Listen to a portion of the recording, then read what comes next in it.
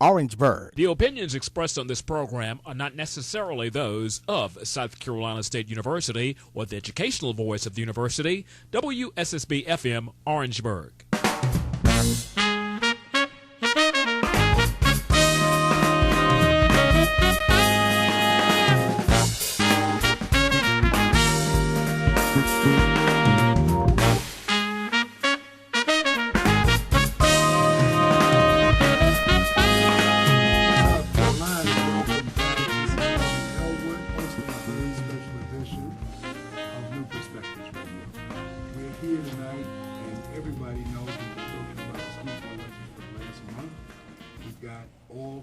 Candidates in-house, in position, and ready to take your questions, and of course, to express themselves and tell us exactly why it is that they deserve and want to serve on Consolidated School Board Number 5. We want to thank you all for listening tonight to WSSB 90.3 FM, and all of our listeners know the vital importance that education plays in the lives of our citizens and particularly our children. I'm not going to prolong the program, but I will ask for a quick introduction from each of the candidates, and those who are here in assemblage, of course, are Robert Bogathers, Sam Farlow, and their candidates for seat number 2, Lisa Jenkins, and Henry Jenkins, who are candidates for seat number 3. I'd like for everybody to give a brief introduction of themselves, and we're going to be doing that. Oh, by the way, the rules are that we will keep to a strict guideline of time. If you, for some reason, go over or above the time, you will be tapped out, or you will be let know by call to see who's our station manager, who's going to be using a stopwatch. With that said, we're going to move forward, and we're going to start off in the straight order, and when we conclude, we'll come back in reverse order. So we're going to start with Bogathers. Bo, you have 1 minute. Good evening. My name is Robert Bogathers, and I'm seeking re-election for seat number 2 of Orangeburg Consolidated School District 5 Board of Trustees. Currently, I serve as the vice president on the board. And again, I just seek re-election for seat number 2, which conclude St. Matthews Road, Columbia Road, and North Road. Thank you. All right. Mr. Henry Jenkins. My name is Henry N. Jenkins, Sr. I'm from Orangeburg. I've recently retired from Orangeburg Consolidated School District 5 after 33 years. My area of expertise is accounting and finance. I'm a graduate of South Carolina State University with a degree in accounting and business and a master's in business administration. I'm a candidate for seat 3 of the board, and I offer myself as a candidate that brings experience with school business. Thank you. Mr. Sam Farlow. Thank you, sir. My name is Sam Farlow. I'm married. We have 5 daughters. We have 2 grands. I'm a former school board member. I'm stepping out on faith for this upcoming school board because I have a genuine passion that every child reaches his or her academic potential. Thank you. And last but not least, Miss Lisa Jenkins. Good evening. My name is Lisa Thomas Jenkins. I am currently the chairperson of the Orangeburg Consolidated School District 5 Board of Trustees. I'm a graduate of Orangeburg-Wilkinson High School and South Carolina State University with a master's in rehabilitation counseling from University of Maryland. My expertise is in counseling and guidance, and I've worked in the School Improvement Council. Among other things, my children are in 10th and 11th grade, and I'm married to retired Lieutenant Colonel Everett R. Jenkins. Thank you. All right, that's all 4 candidates you've heard from. Now we're going to go directly into some of the questions that were already pre-established. Each one of the candidates has received the questions of this moderator, Professor Harvey Elwood, in advance. You all have received these questions, and I'm going to read them as you had received them. And after following each of the candidates' forums, which we've all attended, of course you have, because you had to be there, right? And I did as well.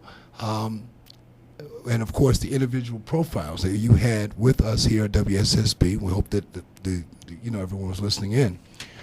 I'd like to think that many people have heard the generic questions and the answers. Tonight for our listening audience, and with less than a week away towards this very important school board election, and on behalf of the people of Orangeburg, we'd like to hear, at least I'd like to hear, and I believe the people would like to hear, more specific plans and answers regarding what you would do as a particular plan of action and what you believe would be implemented or should be implemented for any area of school need. And that could be students, staff, administration, school transportation, what have you. And of course, how you would like to see those things carried out. This question will be for each of the candidates, and you have an either or. You can take either A or either B or a combination thereof, and you have 3 minutes to answer this question. My question is, what are the 2 best things you like about Consolidated School District 5, and what specifically would you do to improve upon them, and how? Or the second question, if you decide to take it, or combine the 2, what is the most important change needed in the way the District 5 operates, and when or how would you accomplish that? I'll start off with Ms. Lisa Jenkins. Thank you, Mr. Elwood. I am Lisa Thomas Jenkins. I'm running for seat 3. Some of the things that I like about, 2 things you asked that I liked about Consolidated School District 5. I love going into the schools and seeing happy children at all levels, moving around with a level of seriousness and a bright look of learning in their eyes and minds. Our administrators and faculty are moving with a defined purpose, and finally, know what is expected of them and as administrators and teachers. Failure is no longer an acceptable option. Not that it was before. I will continue to monitor our progress and be prepared to make any changes that would improve on what we have now. The second thing I like about Orangeburg Consolidated School District 5 is the challenge and opportunity to make our district a world-class system. We can only attain this status by working together. I like to think of it as working smarter, not working harder. It is a major challenge to be instrumental in improving an institution that was possibly stalling. To even think of our children moving ahead at such a fast pace is exciting in itself. I am focused on accomplishing everything I just stated, and I need your vote for my reelection, Lisa Thomas Jenkins, on November 8th. This is your opportunity to have a say in what your children and how your children are educated. Thank you. All right, thank you, Ms. Jenkins. Mr. Farlow, same question. And if you need me to repeat the question, I will. All right? Yes, sir. The question is, what are the 2 best things that you like about Consolidated School District 5, and what specifically would you do to improve upon them, and how? Or, what is the most important change you believe that is needed in the way the district operates, and when or how would you accomplish that? Thank you, sir. I'm going to take the second question. All right. For the operation of the school district, I think we need to consider the bottom-up approach. And the reason why I think we need to consider the bottom-up approach is to have input from our teachers and our staff as it relates to policy development and some decision-making evidence. Also, it's too often that decision-making policies are made at the top and handed down to the teachers to carry out. But most of the people in the field working with these problems, you need to give them an opportunity to have an input, because they're the one that's dealing with these problems at a lower level, and they can also come up with some very unique answers and solutions to some of these problems. How would I accomplish this? I would encourage the administration to have meetings with their staff and members of their faculties to get an input, so you can get their perspective instead of just receiving the orders from top down. It's great that the administration at each of our schools will get an input from our staff and our faculties, and then also require the administration to do this consistently, not just at times, and then the board should maybe at times require of the administrators at these schools to see whether our staff and faculty are given the opportunity to have some input in the decision-making policies as it relates to our school district. I want to thank you very much. Now, Mr. Henry Jenkins, same question. Do I need to repeat the question? Yes. All right. What are the two best things that you like about Consolidated School District 5, and what specifically would you do to improve upon them, and how? Or, what is the most important change needed in the way District 5 operates, and when or how would you accomplish doing that? Okay, I'll take the second question. All right. What is the most important change needed that the district operates, and when and how would I accomplish these two things? Mm-hmm. The answer to that question is, as a board member, it's not the job of the board to micromanage, but to work with the superintendent. We hire a superintendent to oversee the operation and safety of our students and employees.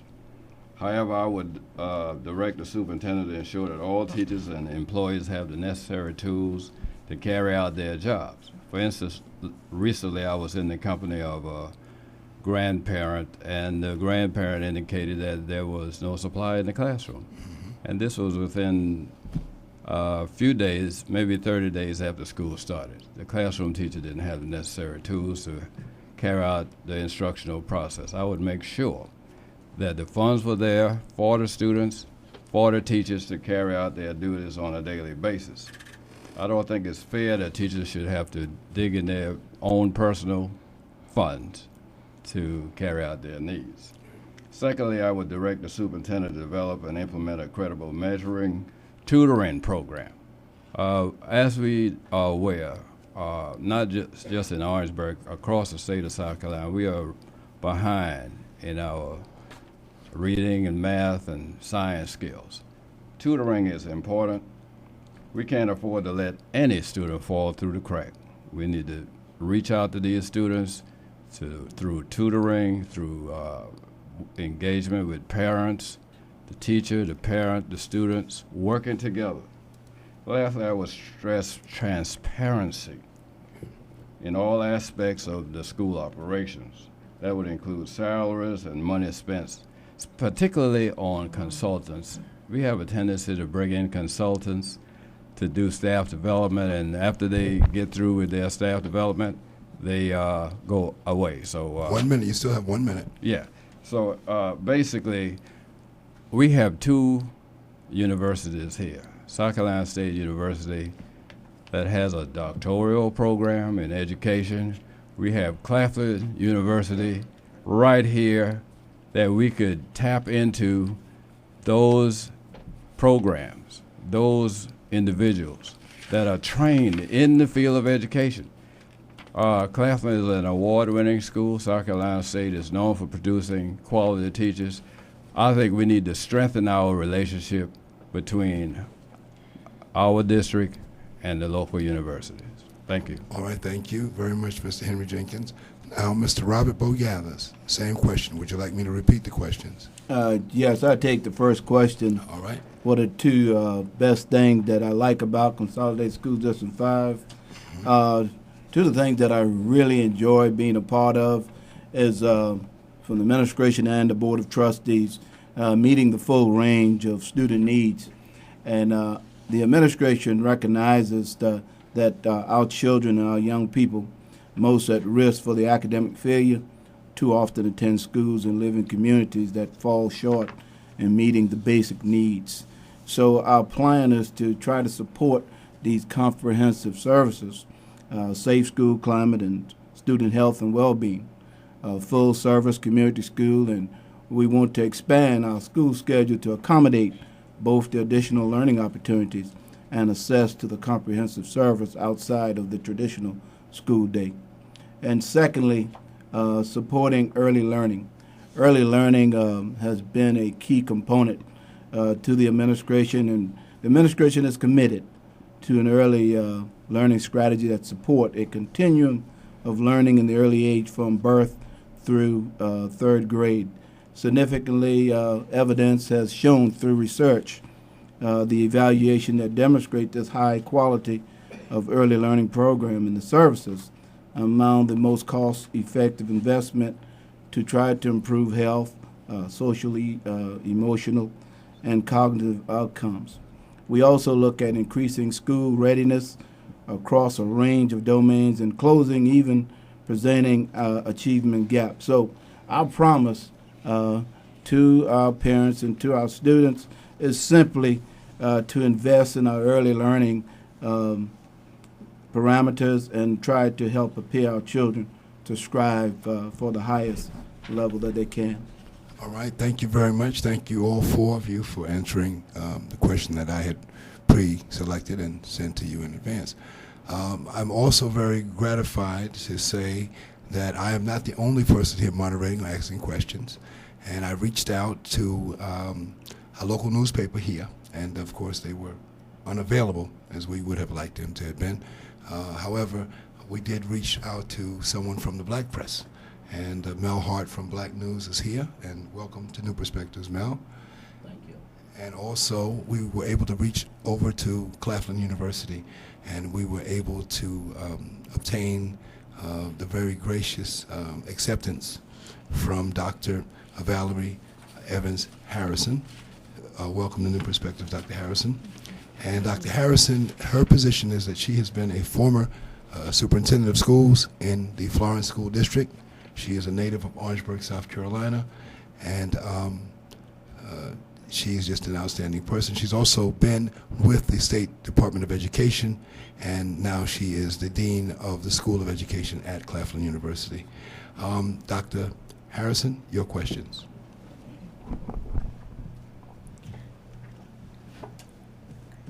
My questions really deal with accountability for student learning. Much is being said about accountability for student learning at the national level, at the state level, and certainly in our local districts. And as a school board, my question is, as a school board member, how would you support the superintendent's efforts to provide quality, effective learning experiences for all the children in Orangeburg Consolidated School District 5? Okay, we start back with Bo Gathers. Yes, to answer that question, as a board member, my role is simply to hold the administration accountable for improvement. And so as these ideas and programs are presented to us, I have to make sure that those ideas are in line with the goals and the objective that the board established. So again, our goal, one, is simply to increase student achievement, and I'm committed to ensuring that we are focused in the district and that the results continue. All right, Mr. Henry Jenkins. I would support the superintendent in all initiatives related to student achievement. I know there are a number of programs already in place. The recovery program and students falling through the cracks, and we're trying to prevent them from falling through. The early intervention, the parenting program. Just today, in today's papers, local newspaper, it indicated that one of our area schools, Calhoun County, 92.6% of students passed the English language arts portion of the test, but our district did not. And we have a great need to reinforce our students, give them the necessary tools so that they can score better on the math, the English reading part of the exams, because it starts at a very early age and it follows them all the way through life. So the earliest you can get to them, the better. All right, thank you very much, Mr. Jenkins. Mr. Farlow, same question. Thank you, sir. Improving student achievement is the primary goal of our school district. Our students are our number one responsibility. They are number one priority. Our students are the future of our community and our state. And as it relates to working with the superintendent, I wouldn't have any problem working with our current superintendent to making sure that all of our students are given the opportunity to receive the best education possible, because it's our responsibility as board members to make sure that all of our students are ready and prepared for tomorrow's challenges, because their challenges are going to be greater than our challenges. So it's very important as a school board member that we must show that we have a vision in place that's focused on our students first. And that's the responsibility of the board, making sure that the administration is doing everything he or she can do to make sure that our students are ready for tomorrow's challenges, ready for the step out and be a productive citizens of our community and the state as well. Thank you. Mr. Farlow, thank you so much for responding to the question. Now, the same question to Ms. Lisa Thomas Jenkins. Thank you, Mr. All Elwood. right. Yes, you're welcome. We certainly, as a board in the past and as the chairman of the board, we have worked diligently with the superintendent in supporting her. As we sought out our new leadership, we wanted to make sure our focus as a board was clearly articulated. Academic excellence for all students and a well-conceived research-based plan that would get us there. Student achievement and progress was our primary focus. We wanted students to come first whenever decisions about the district were made. As to things that happened in the past, those were the past. We have not made our AYP, we know that, and those are the things that we are working diligently with the superintendent and asking her to spearhead us coming to that end. All right, Ms. Jenkins, thank you very much. Dr. Harrison, you have an opportunity for a second question of the candidates. Okay.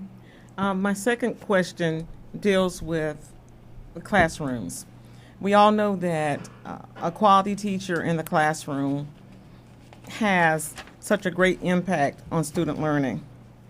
As school board members, how would you support the efforts of principals, of teachers themselves, of parents and community members to ensure that there's a quality teacher in every classroom?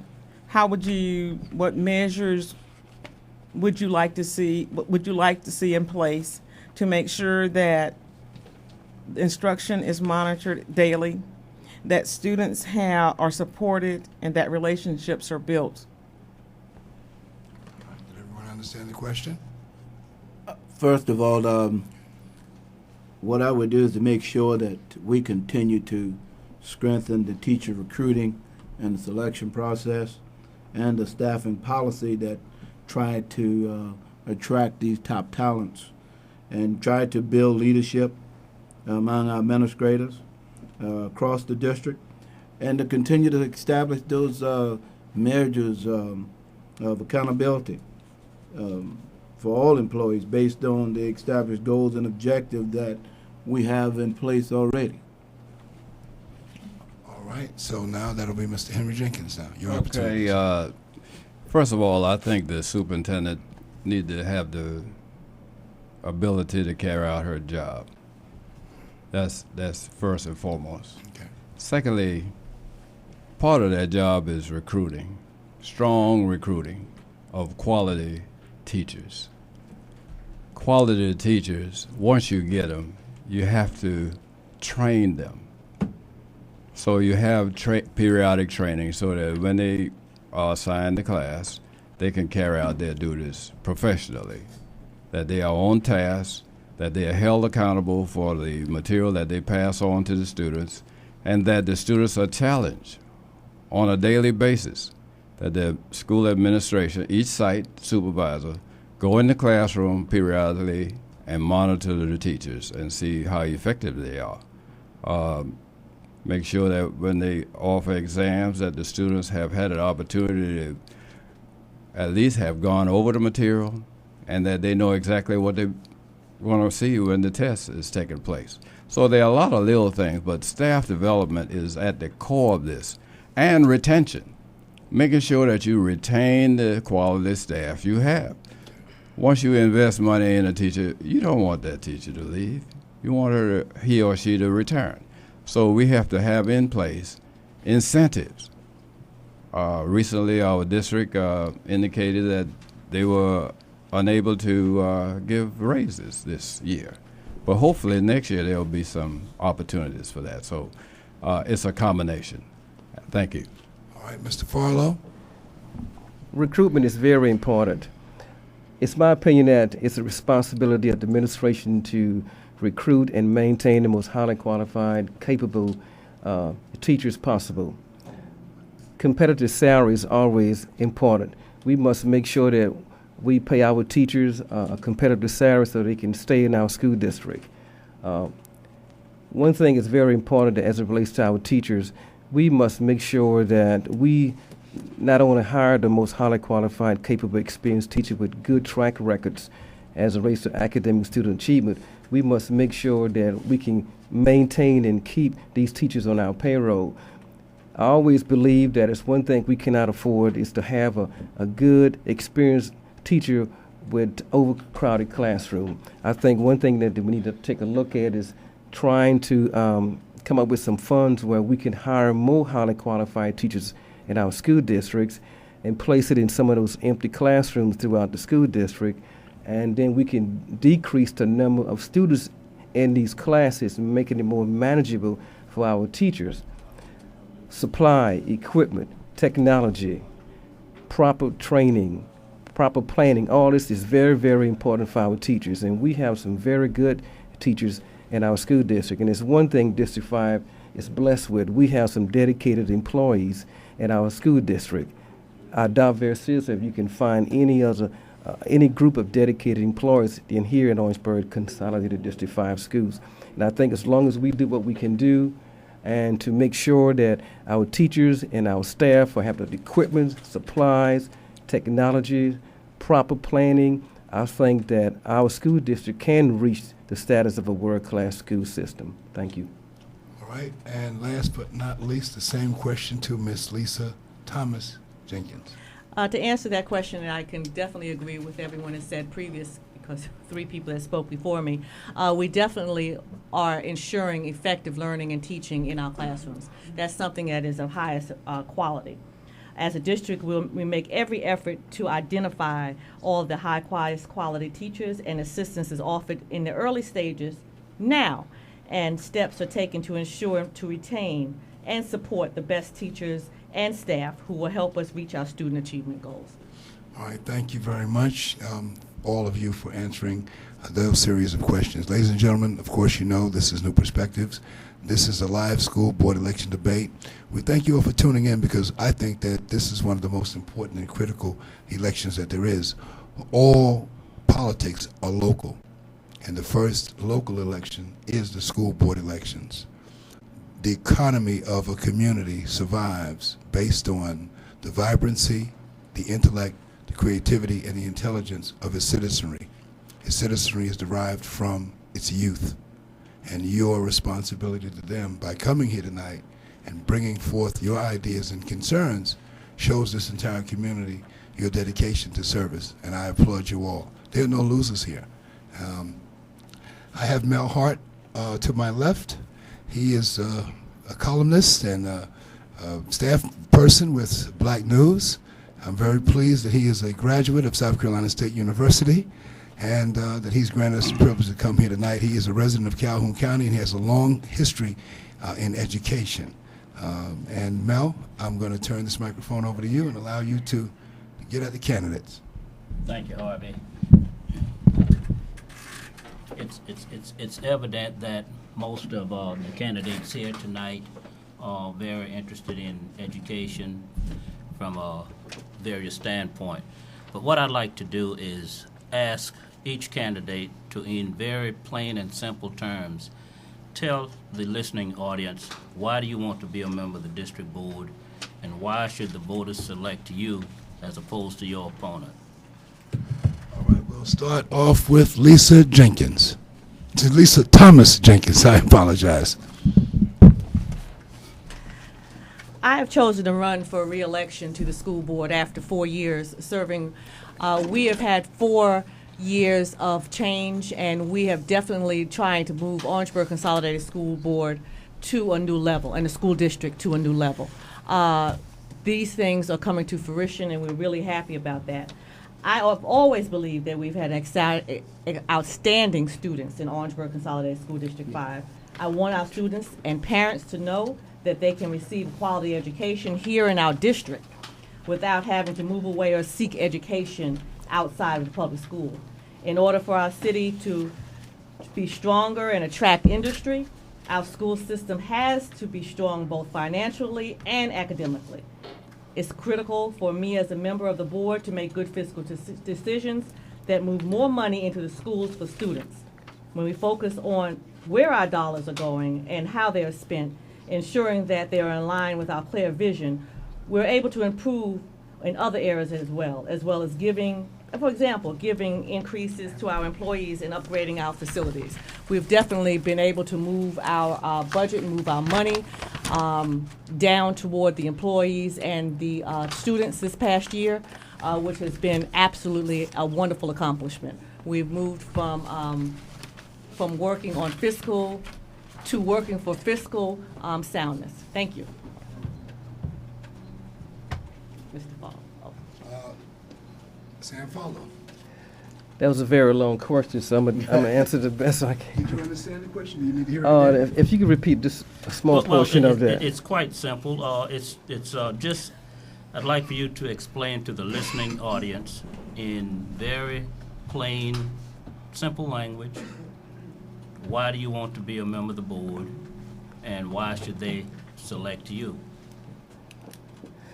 As a former school board member, most of our training came from the South Carolina School Board Association. And the South Carolina School Board Association said there are 4 roles of a school board member.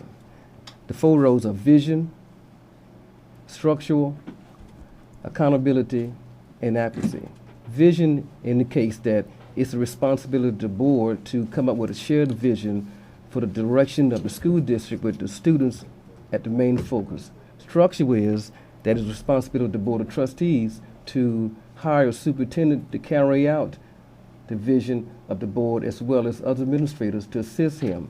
Accountability relates to the board requiring of the administration to bring data to the board that they can review as it relates to SAT scores, AYP, state standards, to see whether the vision is moving forward. And of course, the 4th is accuracy. That's the responsibility of the Board of Trustees to go out into the community and make the general public aware of the vision as it relates to the school board. And when I was on the school board previously, I focused on those 4 areas as a role of a school board member. But as it relates to the role of a school board member, you have to really look at 3 key areas: your students, your employees, and the tax dollars. And during my previous 4 years on the board, I was able to do a good job asking relevant questions as it relates to our students, given the opportunity to receive the best education possible, as it relates to our employees, having policies coming from the board that are approved that's going to ensure that all of our employees are treated fairly and justly, and as it relates to the tax dollars, because our students are the future of our state. Our employees are responsible, and our teachers and staff is to getting our students ready for tomorrow's challenges. Therefore, you must make sure that you have some energetic, excited employees in our school district. And as it relates to the tax dollars, that's very important. I said all of that to say this. I ask relevant questions continuously about our students, our employees, and how the tax dollars are being spent. I did that previously, and once I'm elected, I'm going to continue to do those, ask those relevant questions. All right. Thank you. We're up to Mr. Henry Jenkins now. Why I chose to be a candidate for school board. Over the past 13 to 18 months, I've seen a disconnect between the leadership, the decisions that the leadership are making, and the people that are impacted by those decisions. Morale in the district is low. And when you have low morale, negative things happen. Our teachers are overworked, and they spend too much time in training. It's okay to have training, but there's such a thing as balance. If a teacher's out the classroom too often, that means there's less instruction that's going on. So, number one is I see a disconnect between the decisions that the leaders are making and what's happening on a day-to-day basis. Now, good leadership incorporates the school and the teachers.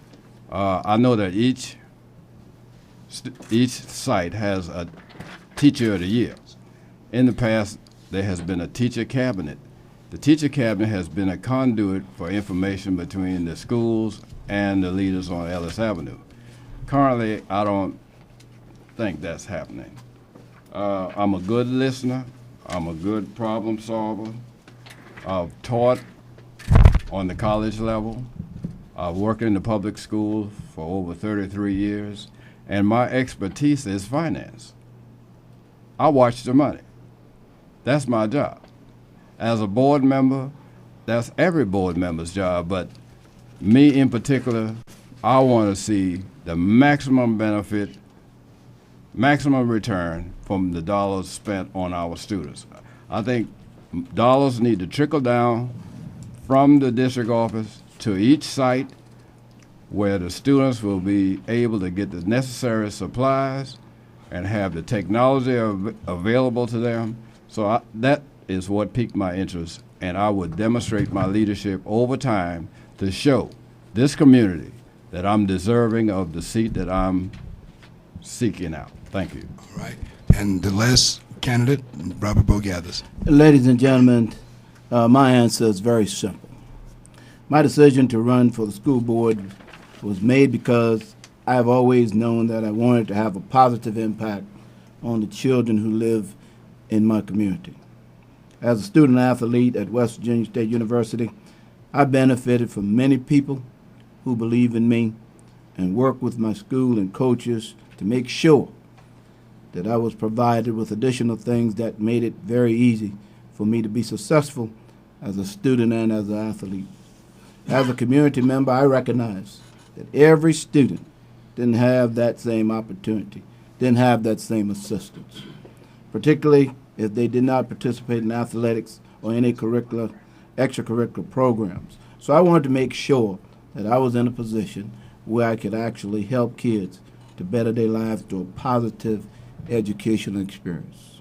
So today I believe and still believe that every child deserves to have the assistance and support that they need to lead a successful and a fulfilling life. Mr. Gathers, thank you. Now, Mr. Hart, Mel Hart, you have another question to ask, but I want to remind everyone in the listening audience that we're expecting your calls. And you just give us a call right now where we can begin to start taking your questions. We want to know that you're out there. We want to know that you're listening. This is an open forum to the community. Please give us a call at either 1-877-903-9772. That's 1-877-903-9772 or 803-536-8197. That's 803-536-8197. If we hear those phones ringing, we gonna know that you're listening and that you're interested in the life of our children as it pertains to the educational process. Mr. Hart, your second question for the candidates. My second question is, we've been talking a lot about the academic side of education. Now, I would like to get a sense of the business side. Orangeburg Consolidated District 5 is not unlike most school districts in the state. It's a major entity in the county. The district employs hundreds of persons and spends a vast amount of money on goods and services. As a board member, do you think that the board should have policy in place to ensure local businesses and minority businesses an opportunity to participate in the purchasing and the providing of professional services? And do you see that as a role of the board or as the superintendent? Okay, did everybody get that question, or does it need to be repeated? Okay. Bo Gathers. First of all, your question signified engagement. I really don't have a problem in business, being in business and being a part of community, and the focus that I have through my business that helps out our student, our district. I believe that is something that the superintendent and the board of trustees need to research. Mr. Henry Jenkins. As a recently retired member of our school district, I was privileged to have the opportunity to work in the area of finance. And the policies are already in place for relationships, business relationships, bidding on products and services. The local community is considered before we go outside of the local area. But many times there are goods and services not available on the local level. But when there are opportunities for vendors in the local area and they qualify and can produce the product or service that we are asking them to provide, they are given priority. And the funds, it's important that we spend our funds wisely, and that means at least three choices. I think you can't just take the first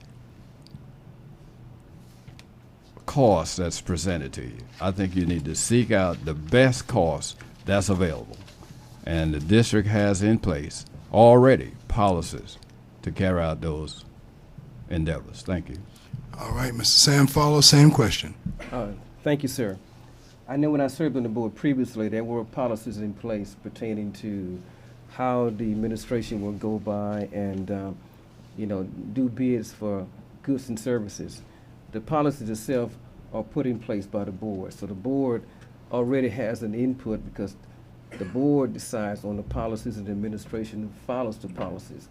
So the board sets the guidelines of how the administration is going to seek bids for goods and services. And yes, we should have 2 or 3 bids from, again, the local businesses. But then again, if those local businesses cannot provide the goods and services that we need in our school district, then of course we need to go outside the district.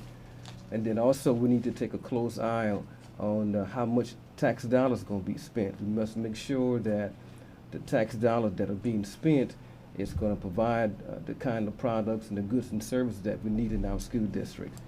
And of course, yes, I do agree that we need to look locally first for any bids pertaining to goods and services as it relates to our school district.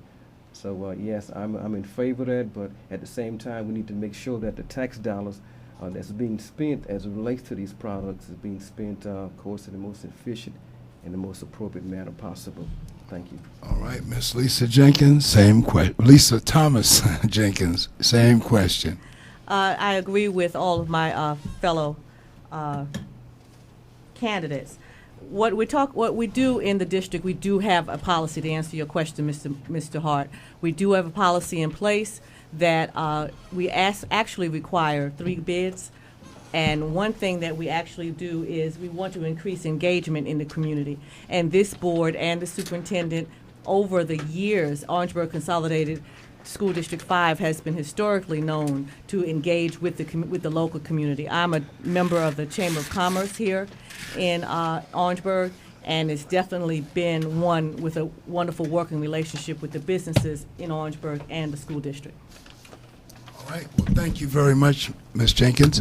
We are now going to take a brief break and give you all a little breathing space and pay some bills here at WSSB. And we'll be right back, ladies and gentlemen, with the live school board candidate debate.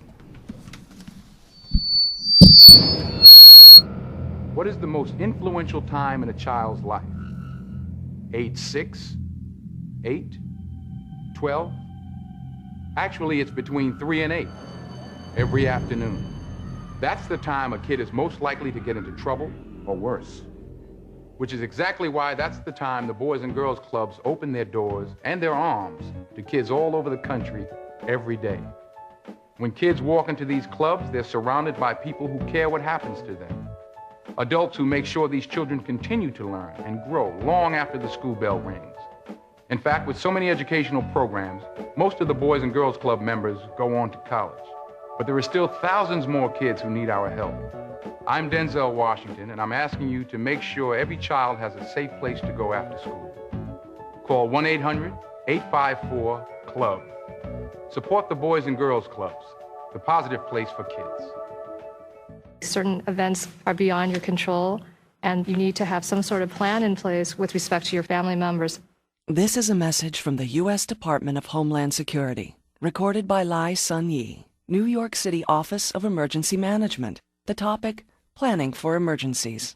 I would say one of the most important things is to have some sort of communication plan in place. So at least for your own peace of mind, you know that you're going to be able to contact your family. Also that you have enough water and food in your home in case you have to stay there for a while.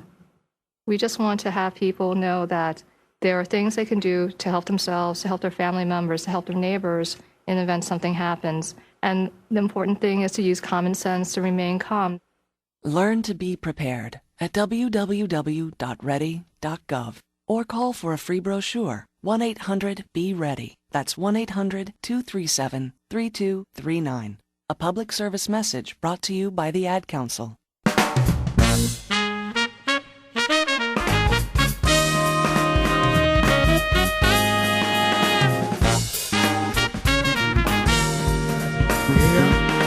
We're with the live District 5 School Board Debate Forum with all four candidates, Robert Bogathers, Lisa Jenkins, Henry Jenkins, and Mr. Sam Farlow. The telephone lines are open. I'm expecting to have some calls. I didn't think we needed to prearrange any phone calls because I knew that everybody was interested in this. What I think it is I think people are more interested in listening because the quality of the questions that we're asking are meeting the standard by which they're interested. Oh, no, I'm sorry. The phone is ringing. Excuse me. Okay, that's what we're talking about. The lines are heating up. Marsha, will you? Oh, by the way, Miss Marsha Davis Taylor is also a moderator here and working with us at WSSB.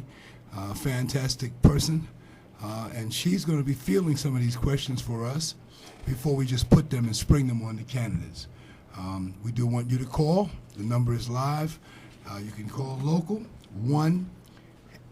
1-803-536-8197.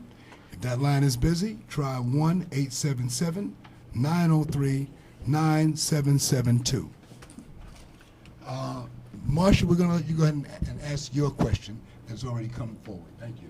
Thank you. We have some questions that have come in before the live broadcast. The first one is about healthy learners. So we're talking about students as healthy learners, and this is really important. What we know is that nearly a third of U.S. children are overweight or obese. We also know that nutritious meals improve academic performance, increase school attendance, and reduce behavior problems. So the question is this. Hopefully you're familiar with Healthy, Hunger-Free Kids Act of 2010. It's a federal act that addresses for all schools nutrition and wellness policies, among other things. So this is the question. Whether you're familiar or not, you can answer this question.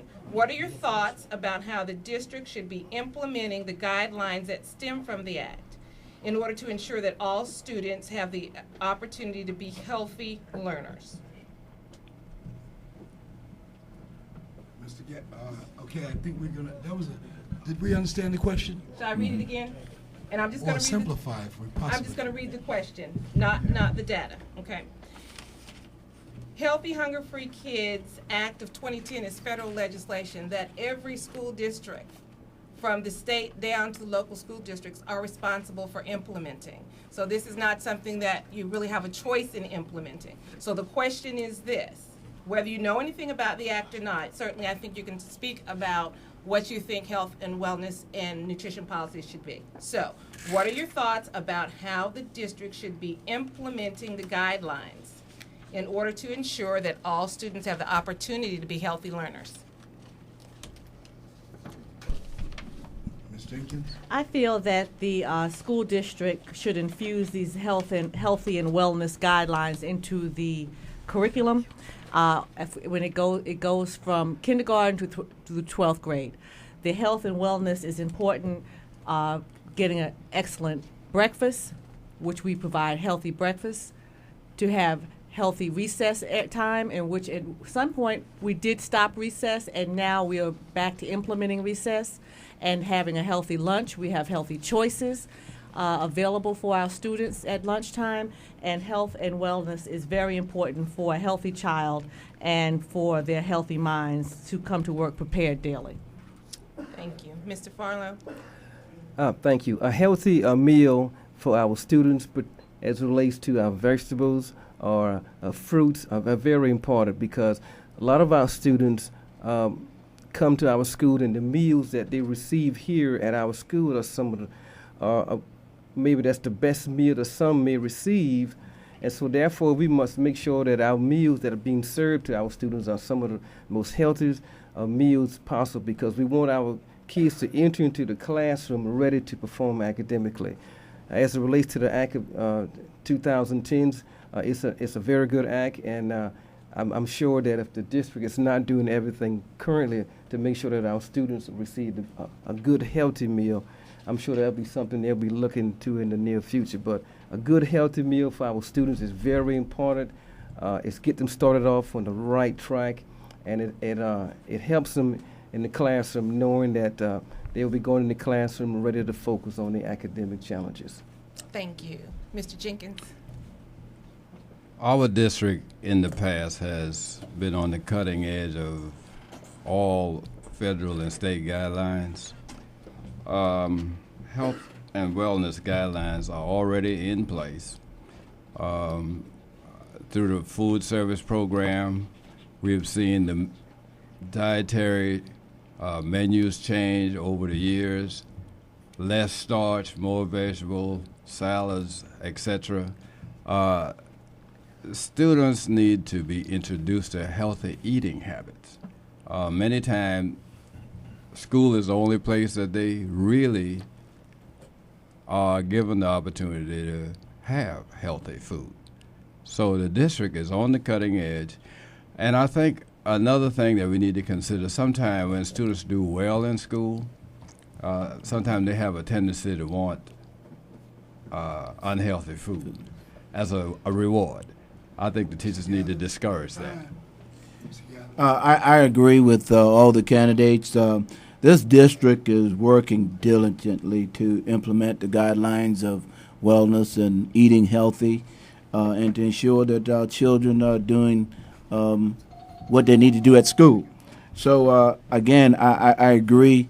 Recently, we just had a couple vendors came in to talk about healthy foods to our students just recently this past week. So we are definitely implementing the idea of eating healthy in our schools. Thank you very much, Mr. Gathers.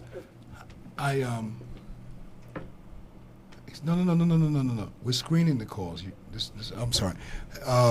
We've got a caller. We got a caller that just came in, and a question that just came in, and the question is this: what is the biggest opposition against you, your candidacy, or your opponent?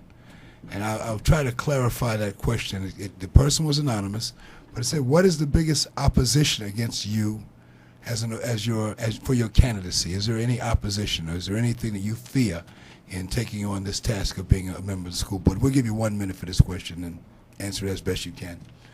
I'm trying to entertain the public. This is a question that came in. What is the biggest obstacle against yourself, in other words? Mr. Gathers, if you choose to answer the question. Well, first of all, my opponent and I, we have similar opportunity to move the district forward.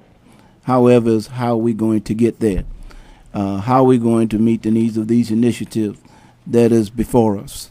And my background is business and finance, so I focus a whole lot on the financing and the budget of the district to make sure that everything is in line. So I think that's my strong point. All right, I'm going to go to Mr. Farlow, who is the opponent of Mr. Gathers, to address his concern or his answer to the question. Thank you, sir. As I said earlier, I'm a former school board member. I know the roles of a school board member, as I stated earlier in the broadcast. I received training as well from the South Carolina School Board Association with the highest level of level 6.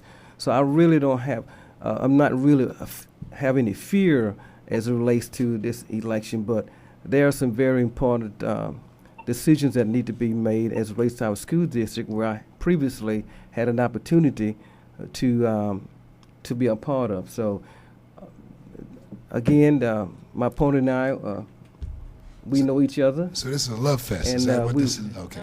We fine. We All right. Okay. So y'all both agree. This is a love fest. So what you're saying is, no matter what happens, no matter which one of you win, and there will all be winners, you all will support the other, no matter what. Yes, that's correct. All right. Well, that's good. Mr. Jenkins, same question to you. Okay, thanks for the opportunity. I'm grateful to have this opportunity to run for a school board. Leadership. I think leadership is so important. I've been in leadership for many, many years. Currently, I serve as the treasurer of Family Health Center Incorporated. I've been on that board for about 17 years. I work in our community, in church. I love children. I think children are priority number one. Now, I think what differs me from my opponent is the love that I have and the shoulders in which this community is standing on. I think that the people that have been in the classroom, in the administration in the past, I think they deserve some credit for the work that they have done over the years. Now, I think that we need to feed and build upon those legacies. We need to tap into the local universities. Claflin University, that has national recognition, South Carolina State University, that has a doctoral program in education. We need to tap into their staff and partner with them in helping us get the necessary training. Time. Thank you. Time, Mr. Jenkins. Mrs. Jenkins.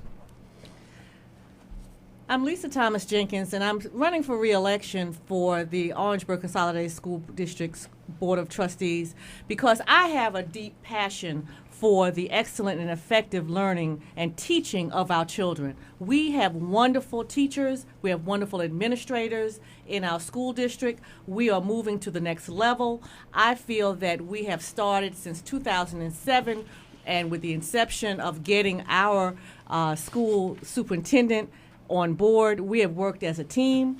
We have worked together to get, and we have worked with the community in mind. We've worked with the community to get their accountability and what they wanted from our superintendent. With that in mind, we picked a superintendent, and the community as a whole gave their input as to what we want. I feel that we are working together. We are making a change in Orangeburg Consolidated School District 5 so we can again be in the winning circle as we always have in the past. We have wonderful people. We will work for a brighter future. Ms. Jenkins, thank you. We're gonna go over. We're gonna have the opportunity to go over because there's still some phone calls coming in. Unfortunately, and it is to my remiss that Dr. Harrison has to leave. She has a previous engagement. But we have another caller coming in, and Marsha Davis-Taylor is going to read that question.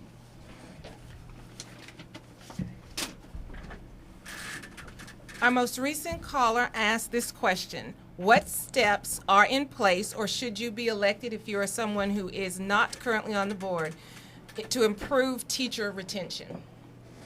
Okay, the question is teacher retention. Did everybody understand the question? Shall I read it again? What steps are in place or should be in place to improve teacher retention? All right, we'll start with you, Mr. Farlow. Thank you, sir. It's my opinion that when we get ready to hire new teachers for our school district, especially younger teachers, I think it would be a great idea if we can assign a mentor to these young teachers for a period of 3 years. And by doing so, these experienced teachers can be there for these younger teachers for that period of time, giving them guidance and directions and helping these young teachers to be developed into a highly qualified teacher. As it relates to some of our experienced teachers, I think we need to do everything we can possibly do to retain a highly qualified, experienced teachers. I am a big supporter of our teachers. When I was on the board previously, I was a big, strong advocate for our teachers and our employees as well.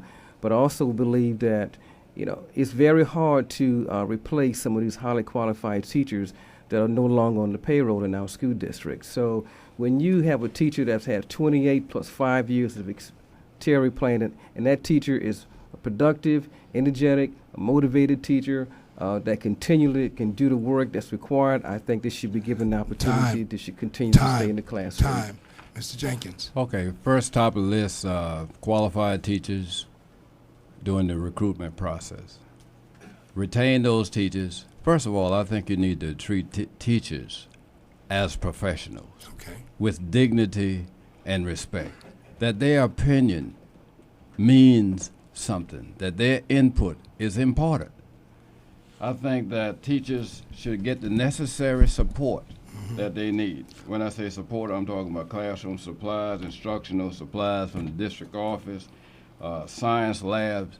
I was talking to a... Thank you, Mr. Jenkins. Mrs. Jenkins. I feel that our district has diamonds when it comes to our administrators and our teachers.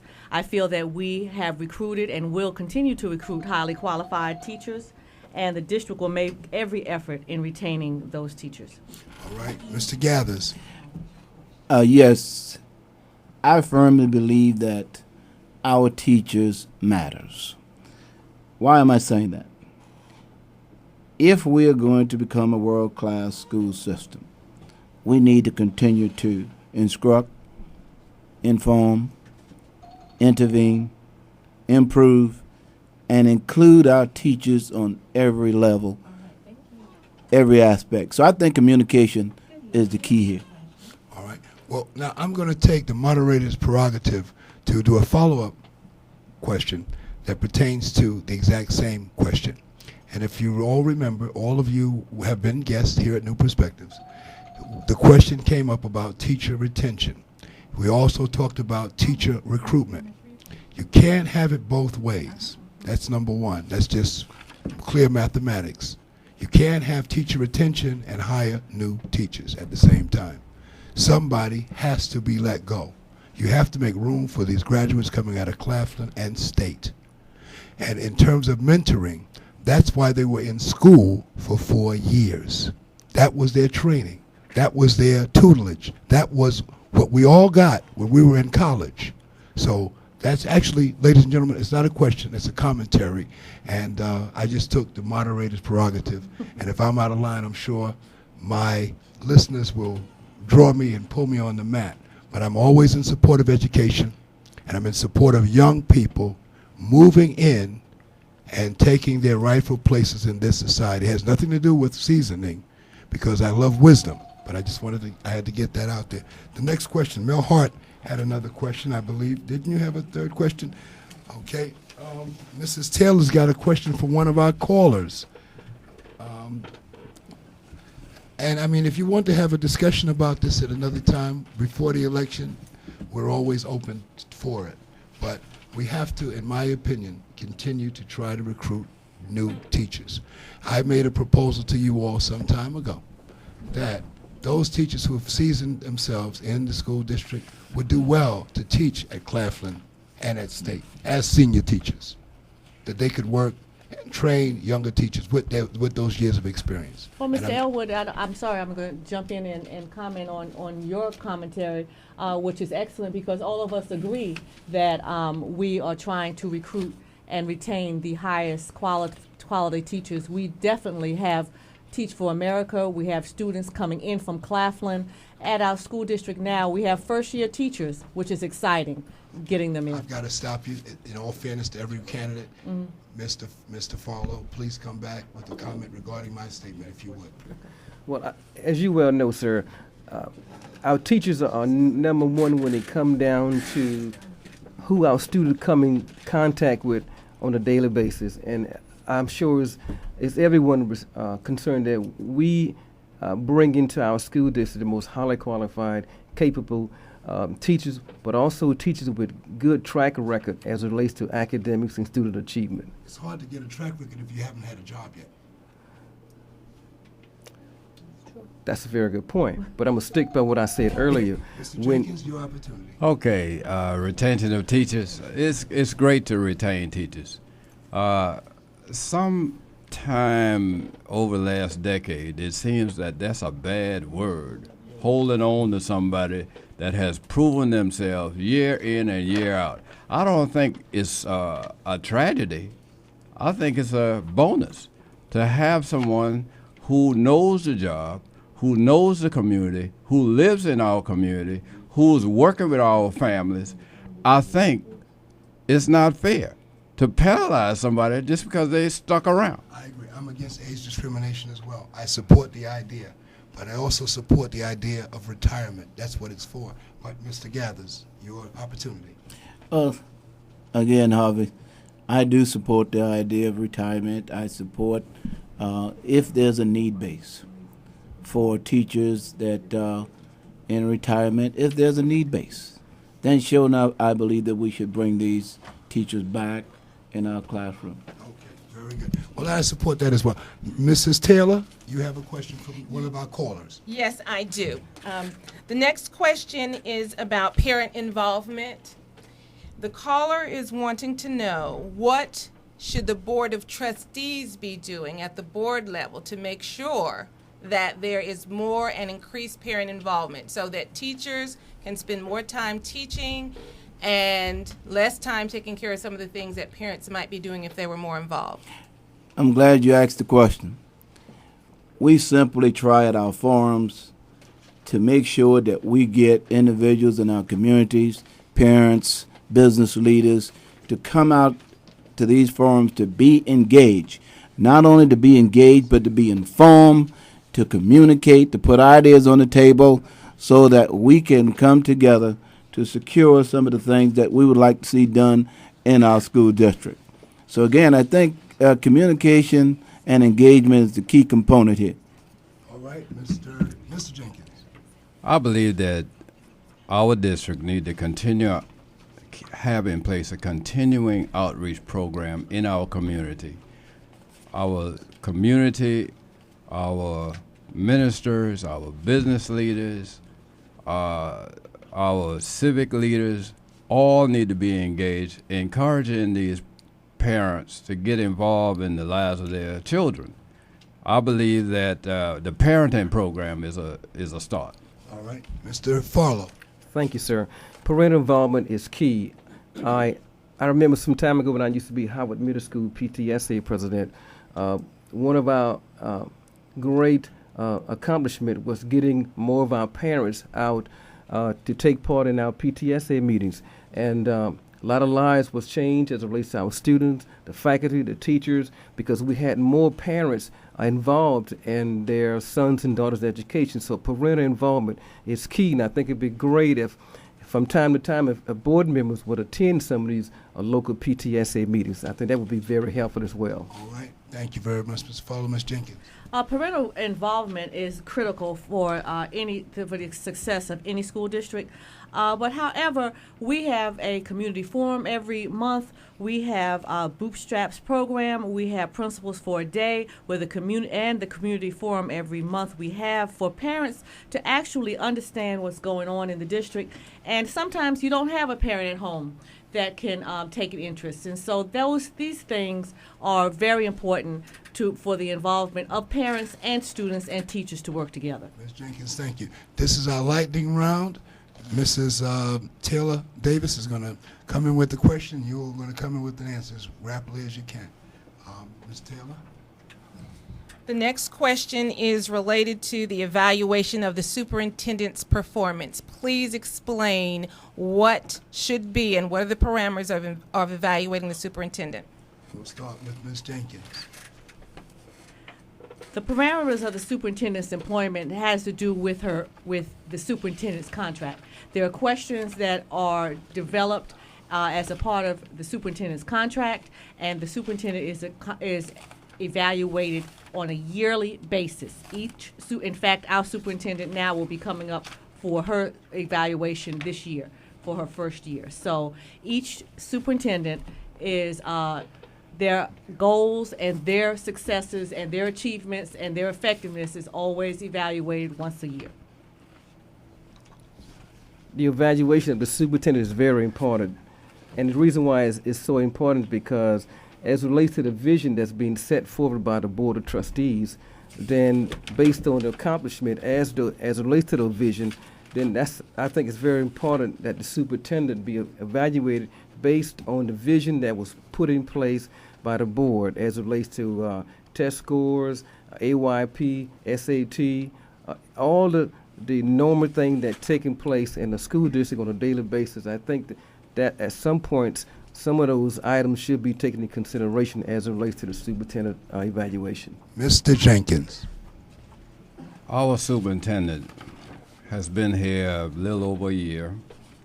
When the superintendent arrived, the superintendent indicated that she had a 100-day plan. Included in the 100-day plan was a statement that a 5-year strategic plan would be written and presented to the Board of Trustees. I don't know if that 5-year strategic plan has been presented yet. So we need to evaluate. We need to evaluate the superintendent based on what she said she was going to do and the expectation of this board. Teacher retention is a problem right now. We have teachers quitting, and I think that's a direct impact on the superintendent evaluation. So we have some very serious issues that we need to talk about. All right, Mr. Gathers. I think one of the major things that the role of superintendent coming in as a new superintendent was simply to expand some meaningful learning situation. And I think that she's put a lot of initiatives on the table, along with the board's approval.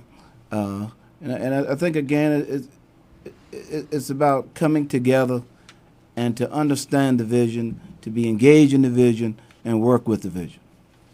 All right, thank you, Mr. Gathers. Ms. Marshall. The next question is about the district budget. The question is specifically related to the ratio or percentages of what have been asked if they are not higher salaries at the top for administrators and a lower ratio of salaries for teachers who have not had a pay increase. Does everybody understand the question? Everybody understand the question? Okay, I'll start off. Okay. The budget. Of course, the budget has, this budget, compared to last year. Last year, we were receiving some federal dollars, like $3.5 million that came through a federal program that the Obama administration had in place. This year, $3.5 million was not available to be put in this budget. So that impacted a lot. It impacted raises, it impacted programs. Now, when it comes down to personnel issues with who gets raises and who don't get raises, I'm not in a position to answer that question, but I do know that it's only fair to consider the people on the front line that's out there every day, even before you consider the people at the top. Mr. Farlow. Thank you, sir. As it relates to competitive salaries, especially pertaining to our teachers, the average teacher salary in our school district is $48,866. That's the average teacher salary in our school district. 50.7% of the budget goes to salaries and 52.6% goes to instruction. Those are some large percentage, but I think that the budget need to be, that we need to have a type of budget that we're going to ensure that instruction and supplies and equipment are in the classroom on a daily basis for our students. It's very important. Mr. Gather. Yes, let there be no mistake about it. We as a board, we understand what it takes to restructure a budget and ways to allow us to improve the way how we do things, and we are doing just that.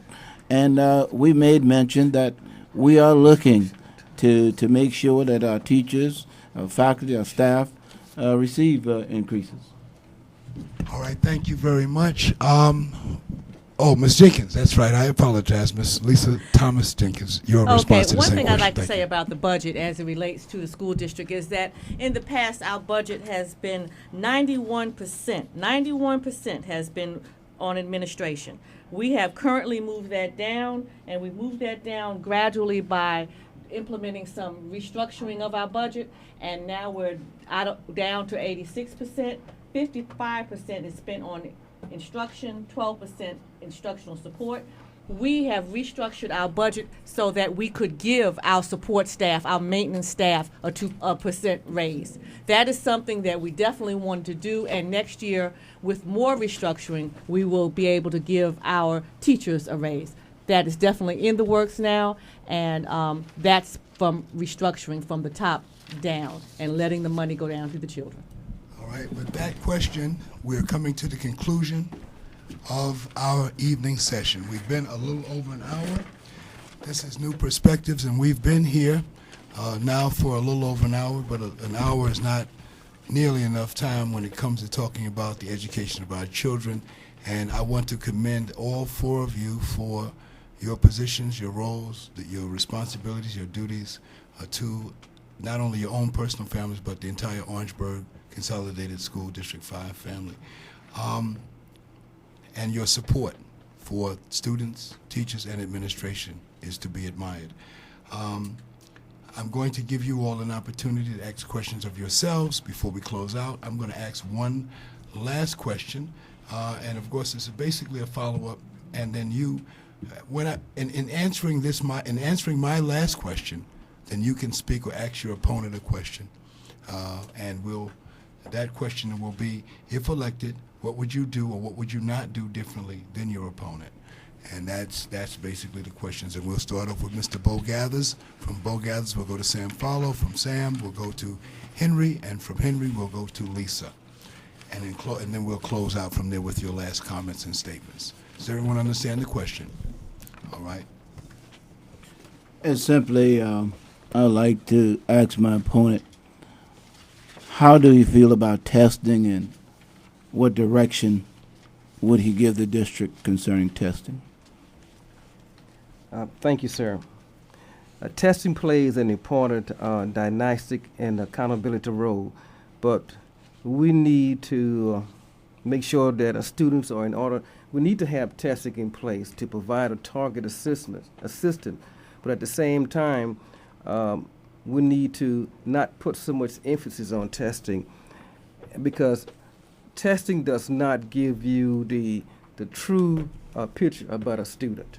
You have to take into consideration the other courses that a child experienced during their education system. So testing is a part that's needed, because testing is important, because you have to, based on that data, you can see where the student's at, what kind of progress they're making, and what areas that they're not doing very well in. So testing is important, but at times testing will be rather overbearing for our students.